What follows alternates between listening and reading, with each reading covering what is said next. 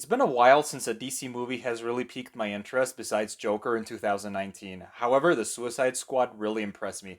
I think this movie was super fun all the way through, and honestly, I am super excited to talk about it because I was really hoping to see it. I knew it was going to be different from the other one. I knew James Gunn was going to be involved, and it's just what I expected it to be from a James Gunn directed film. It is super fun, super over the top.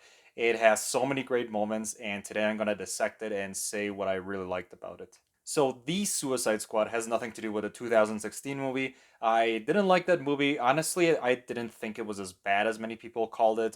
Some people call it like one of the worst movies ever made. I thought it was fine, honestly. I had a fun time watching it, but this movie has nothing to do. This one takes the quality and basically everything to the next level. It's super intense, super violent, super just like it's just the movie you don't want to show to your kids. Let's just put it that way, but it is just super fun. I enjoyed it so much. Obviously, I recognize this movie's not going to be for everybody. I know a couple people who didn't like it, and that's understandably so because it's just super. From the first scene in the beach, you know this movie's going to be over the top. There's a lot of blood and guts flying around, and that is fine. I like movies like that, and the movie has a lot of jokes that are kind of that way. And that isn't to say the movie isn't perfect, but there's quite a bit of jokes that didn't land. And when you see the movie, you'll know what I'm talking about. There's some jokes just kind of like just kind of raunchy for no reason, and I was just like, yeah, whatever.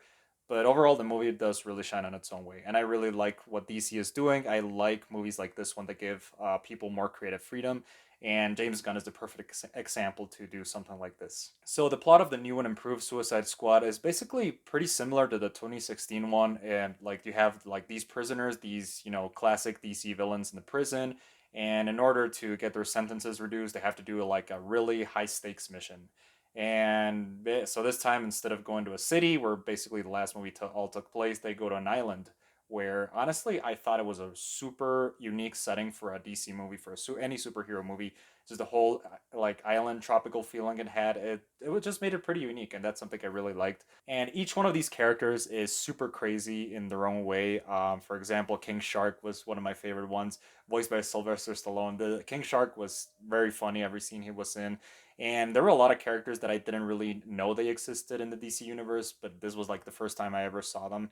But I still enjoyed them, especially Ratcatcher, who I had no idea. I didn't even like recognize her in the trailers. Didn't even know she was gonna be a character in the movie, and she ended up being one of my favorite characters. Like her arc and story was one of my favorite parts in the movie, and especially her relationship with Bloodshot and played by Idris Elba. I think the relationship was pretty cool, pretty amazing, and that's just an example of all the heart this movie has. Like this movie is kind of like really it's basically a goofy movie that knows that you're not supposed to take it seriously, but it also has a lot of serious moments that kind of add that thing into the mix. Some previous characters are also reintroduced. The best example being Margot Robbie as Harley Quinn. I think her character is great as always.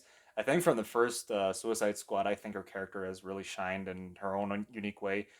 Some people call her annoying. I think she's fun. And also Rick Flag is fun. Like he gets a much better role in this one. He's actually likable and memorable. I didn't even remember he was in 2016 one until I said, "Oh hey, it's in that Rick Flag from the first movie." It's like, "Oh yeah, that's right." And also Peacemaker, played by John Cena, he was an interesting character, and also like I want to tie his character to another thing I noticed that the movie has a lot of political themes, a lot of like topics that are kind of like a satire on global politics, and that was an aspect of the movie like many people will overlook, but to me, I thought it was I thought it was important, and especially with the Starro experiments towards the end, the U.S. involvement that kind of reflects a lot of things in real life. So that political commentary was also very welcome, at least in my part. I think it was a good addition to the movie. There are a couple other characters that are introduced. Polka Dot Man, which he is super entertaining. I think he could have done more in the movie, and but I still like them. I think these are like lesser known DC characters that are introduced into these kind of movies. Basically, just kind of like experiments. There's a lot of characters who, in the beginning of the movie, they just kind of die as jokes, as punchlines. But that's kind of in the spirit of the movie, so I didn't mind it that much. However, I would have liked to see these characters do a little bit more of something, like more important. Basically, the only three important characters, three or four, are kind of Bloodshot, Harley Quinn, Peacemaker, and probably Rick Flag, and that's pretty much it. All the others are kind of just there as side characters, just like as punchlines, but it's still enjoyable. I think the movie did a good job with the characters. and the way they interact with each other.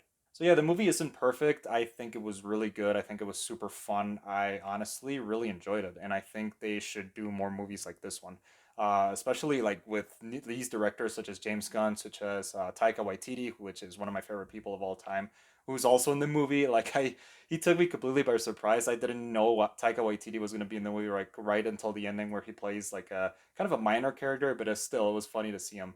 But yeah, I think these two filmmakers, especially Taika with his role in Thor, Love and Thunder, which is coming out, Thor Ragnarok, I think filmmakers should be given more creativity, more room to be do things that like most people say like, okay, that is a crazy idea, but we're gonna do it anyways. And I think the Suicide Squad is a perfect example of that. So yeah, I really enjoyed the movie. I think it had a lot of great moments. I really appreciate it. I hope DC like really does better movies because this is a great example of how to do it. That being said, if you don't like crazy, insane, over the top action, you're probably not gonna like this. But I don't blame you. Honestly, I liked it. I think it was fun. It was a good afternoon.